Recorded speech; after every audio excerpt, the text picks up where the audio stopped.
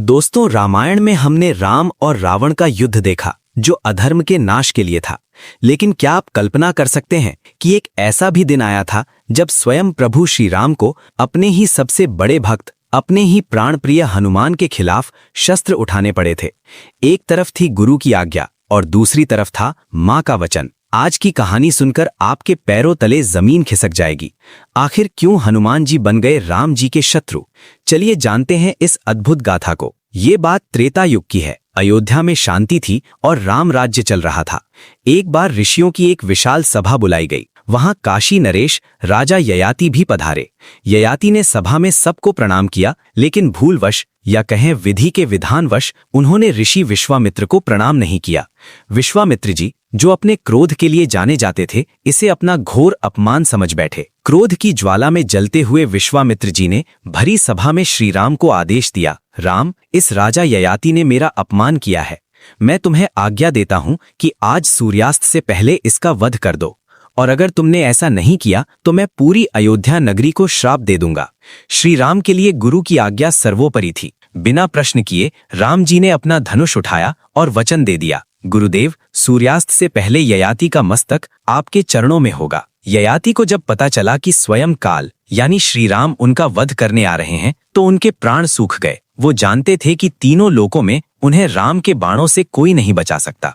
जान बचाने के लिए ययाति भागते हुए माता अंजनी, हनुमान जी की माता के पास पहुंचे और उनके चरणों में गिरकर त्राहिमाम त्राहिमाम करने लगे। दयालु माता अंजनी को नहीं पता था कि ययाति का शत्रु कौन है। उन्होंने तुरंत वचन दे दिया, डरो मत राजन, मेरा पुत्र हनुमान तुम्हारी रक्षा करेगा। तभी वहां महावीर हनुमान आए। माता अंजनी ने कहा, पुत्र, मैंने इस राजा को जीवन दान का वचन दिया है, अब इसकी रक्षा का भार तुम्हारे कंधों पर है। हनुमान जी ने माता के चरणों की सौगंध खाई और कहा, मां, अगर स्वयं काल भी आ जाए तो भी इस राजा का बाल भी बांका नहीं होगा। लेकिन जैसे ही हनुमान जी ने पूछा कि मां, इनका शत्रु है कौन, और ययाति ने नाम लिया श्री राम, तो मानो समय थम गया। हनुमान जी सन्न रह गए। एक तरफ आराध्य प्रभु श्री राम और दूसरी तरफ मां का दिया गया वचन। हनुमान जी जानते थे कि राम जी रघुकुल रीत के पक्के हैं, वो अपना वचन नहीं तोड़ेंगे, और हनुमान जी भी अपनी मां का वचन झूठा नहीं होने दे सकते थे। राम जी ययाति का वध करने पहुंचे तो देखा कि ढाल बनकर स्वयं हनुमान खड़े हैं। राम जी ने कहा, हनुमान, मेरे रास्ते से हट जाओ, ये मेरे गुरु की आज्ञा है, मुझे ययाति का वध करना ही होगा। हनुमान जी ने हाथ जोड़कर आंखों में आंसू लिए कहा, प्रभु क्षमा करें, आपने गुरु की आज्ञा ली है और मैंने अपनी मां की। जिस रघुकुल रीत का पालन आप कर रहे हैं, उसी रीत का पालन आपका ये दास भी कर रहा है। मैं ययाति को नहीं छोड़ सकता। विवश होकर राम जी ने धनुष उठाया। उधर हनुमान जी ने अपने शस्त्र त्याग दिए। उन्होंने सोचा, राम के अस्त्रों का सामना तो केवल राम ही कर सकते हैं।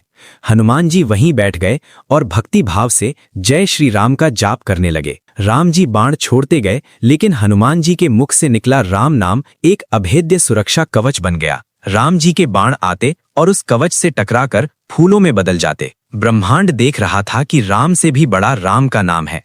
विश्वामित्र जी ये दृश्य देखकर दंग रह गए। राम जी अपनी पूरी शक्ति लगा रहे थे, लेकिन भक्त की भक्ति के आगे भगवान के अस्त्र भी हार मान रहे थे। अंत में ऋषि विश्वामित्र समझ गए कि हनुमान की भक्ति ने धर्म और कर्म की परिभाषा बदल दी है।